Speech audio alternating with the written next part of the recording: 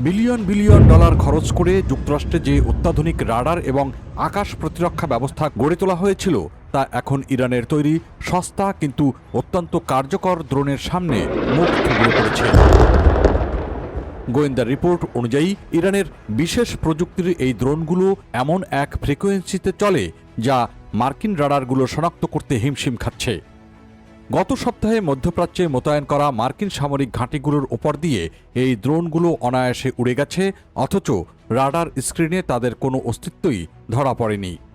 এই ব্যর্থতা মার্কিন সামরিক বাহিনীর ইতিহাসে এক বড় লজ্জার বিষয় হয়ে দাঁড়িয়েছে। জেনারেলরা এখন স্বীকার করতে বাধ্য হচ্ছেন যে ইরানের এই ভুতুরে প্রযুক্তি মোকাবিলার জন্য তাদের বর্তমান অস্ত্রাগারে কার্যকর কোনো সমাধানই নেই।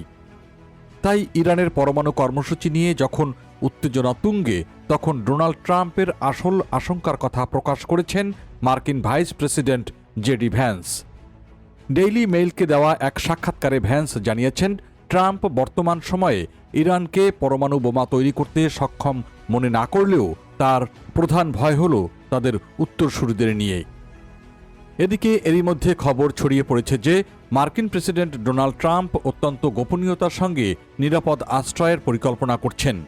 বিভিন্ন আন্তর্জাতিক সংবাদ মাধ্যমের সূত্রমতে ইরানের দিক থেকে সম্ভাব্য পরমাণু হামলার হুমকিতে ট্রাম্প প্রশাসন এবং বর্তমান গোয়েন্দা সংস্থাগুলো অত্যন্ত গুরুত্বের সঙ্গে দেখছে।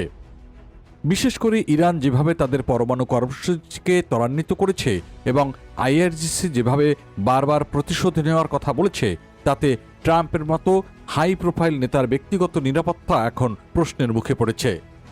যুক্তরাষ্ট্রের ভেতরের একটি অংশ দাবি করছে ট্রাম্পের এই পদক্ষেপ আসলে তার রাজনৈতিক কৌশলেরই অংশ, কিন্তু পেন্টাগনের ভেতরের গুঞ্জন বলছে অন্য কিছু।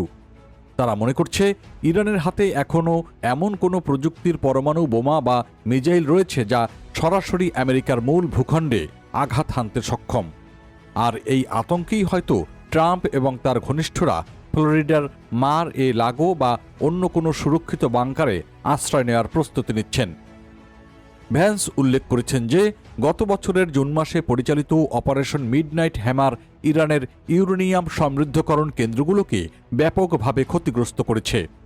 এই অভিযানের মাধ্যমেই ইরানের পরমাণু সক্ষমতাকে কয়েক বছর পিছিয়ে দেওয়া হয়েছে বলে দাবি করেছেন তিনি। ভাইস প্রেসিডেন্ট আরও বলেছেন, ট্রাম্প এমন একটি দীর্ঘমেয়াদী ব্যবস্থা তৈরি করতে চান যা তার মেয়াদের পরেও ইরানকে পরমাণু অস্ত্র অর্জন থেকে স্থায়ীভাবে বিরত রাখবে।